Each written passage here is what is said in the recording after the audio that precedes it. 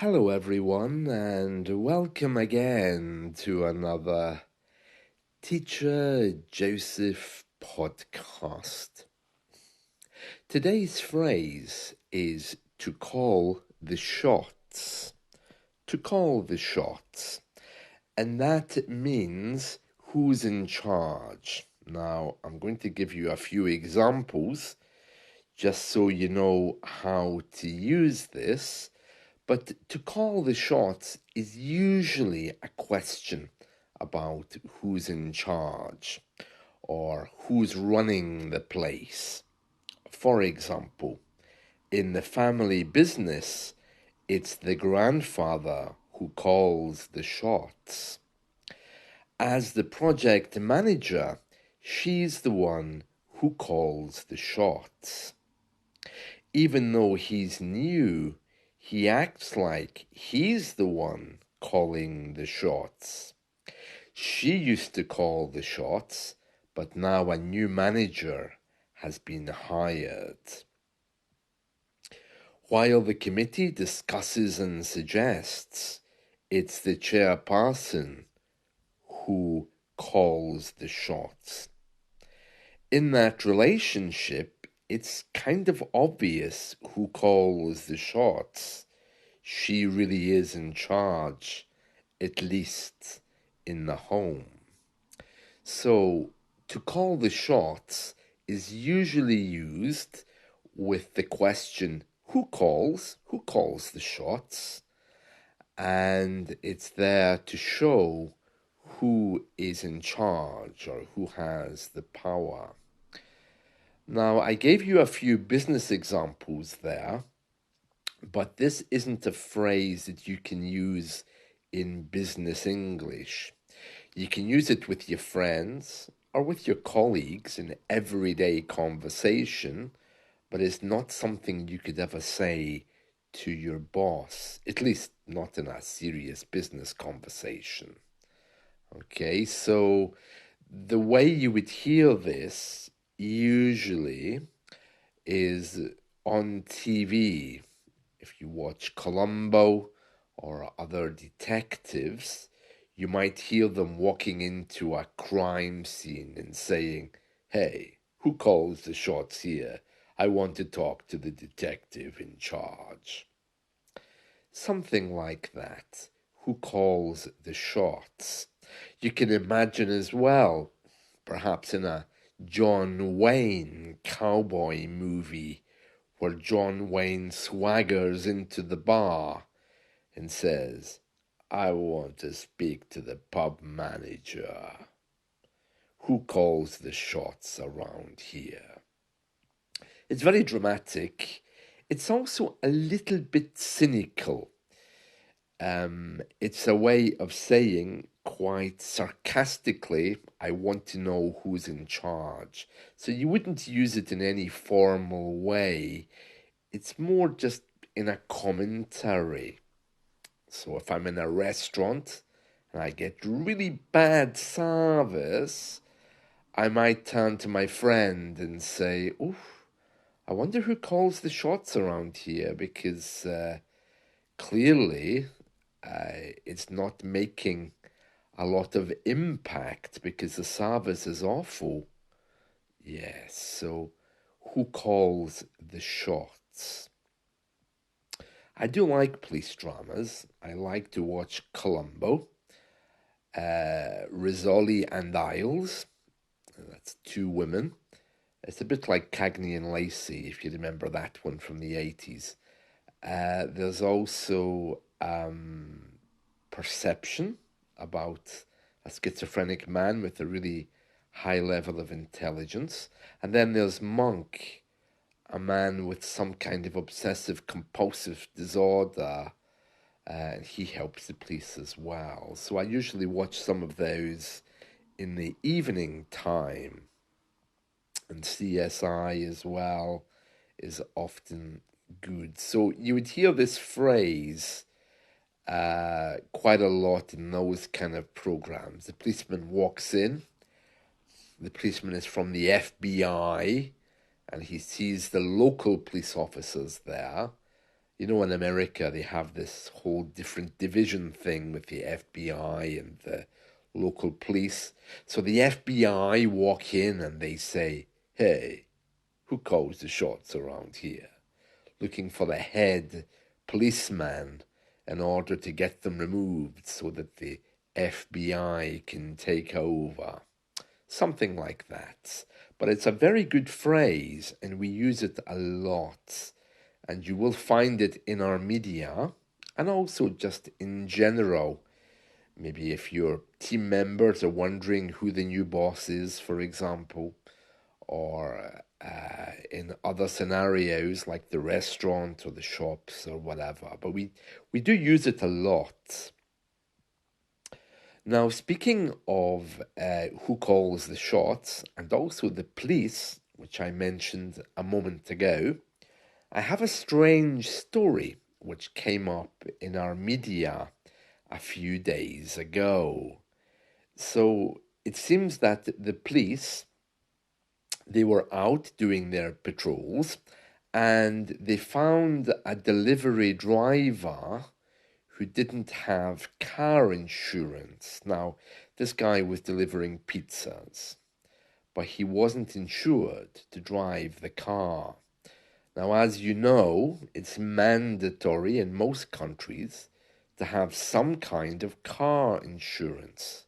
So the police stopped him, they arrested him, and they took his car away. When they confiscate your car like that, it means that they impounded it. They impounded it. So they took his car away and they placed it in obviously a car storage place until they can find out exactly what happened. But then the strangest thing, the police, they went and did all his deliveries for him. And in this news story that I read, people would open the door, see two policemen standing there, and be very confused because, well, why is a policeman delivering my pizza? And should I give them a tip? You know, British people always worry about that, about how to pass tips, you know, the extra bit of cash you give the delivery driver. Well, for me, I'd be more worried about the policeman standing there than whether I should give him a tip. But anyway, these police officers continued to do this man's delivery. And they went round the whole night delivering all of the pizzas that this man was delivering. Now, you might think that's a little bit strange, but I want to tell you that our police are actually very, very approachable and very friendly. In recent years, they've been getting a bit of a bad reputation because it's been discovered that some of them haven't really been as honest as we thought. But in general, you should not be afraid if you see a policeman. It's a symbol of safety, it's a symbol of security, and it should make you feel good if you see a policeman and he's there to help you. I remember a story I read a few months ago about a policeman, and he stopped to help a man who was repairing his car on the motorway. And the policeman drove the man 400 miles to get home. Can you imagine? So the policeman said, "Oh, don't worry, we'll get your car. I'll take you home." And he drove 400 miles with this guy to take him home. So that shows you just how good our police actually are. Now, because some of them, it's been discovered, are a little bit dishonest. There was one, I think, last year who murdered someone. The police always tell us now that if a policeman comes and asks you something and he's alone, if you don't trust him, you have a perfect right to say, wait a minute, I just need to call the police to check that you're on duty. Because usually our policemen go around in twos. You don't usually just see one, there's usually two of them standing together. And if there's only one of them, it would be kind of unusual. Even on horses, there's usually two of them, or on bikes, there's two of them. So you should never really be afraid to approach them, to ask them questions. If they tell you where you want to go, they'll make sure that you understand before they leave you. If you say something like, oh, I'm afraid, or I'm really lost, they will take you to your destination if you appear to be upset or you need any help, you know. So they are there to deliver your pizzas, take you to where you want to go. Honestly, I don't know why they don't just become taxi drivers. Um, it seems as well that our police, as we discussed before, are getting bigger. As I told you in one of my podcasts, I think a few months ago, the policemen now are demanding bigger uniforms because they're all getting big. And from what I can see around here, they're also getting shorter. They're dropping in height. I'm not sure that's a bad thing, but I'm not surprised they're delivering pizzas. I mean, I don't think they can move as fast as they used to.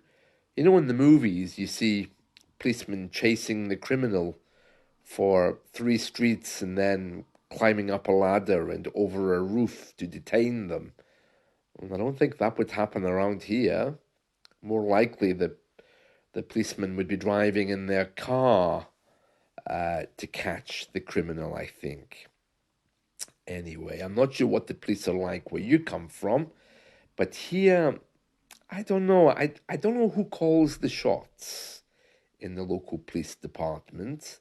It's not like America where we have mayors and local politicians who control the police. Our police are completely separate. They're operated by the government, but the government isn't allowed to interfere with what they do. In fact, Boris Johnson, when he was our prime minister, he tried to order them to take control of the COVID situation. And they said, oh, no, no, we decide who gets arrested if someone breaks a COVID law because we don't want people to think we are the government spokesperson. We look after the law, you look after the government. We do different things, but we don't operate on behalf of the government. We just enforce the law it makes. Yeah, so very interesting. It shows that they don't want to be involved with politics too much.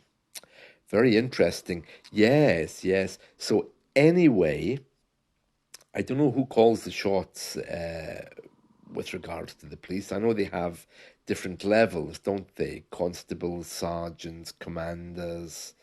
I don't know how all of that works. They're a little bit mysterious in that way. So, yes, who calls the shots? Now, remember, you're never going to use this in a polite situation. So, you're not going to go to a restaurant and say, excuse me, can you tell me who calls the shots? It's more something you would just say to your friend, a commentary, an observation. In business English or in politeness, the correct way to say it would be, excuse me, who's in charge? Or can I talk to a manager, please? Who calls the shots is definitely something more from a police drama in a team when two colleagues are speaking about the boss, something like this. And there we are. There we are. So that's it from me today. It's dark, it's gloomy, it's pouring with rain. Storm, I think it's Catherine or Kathleen is coming. So we're preparing for that. and I wish you all a wonderful day. See you. Bye.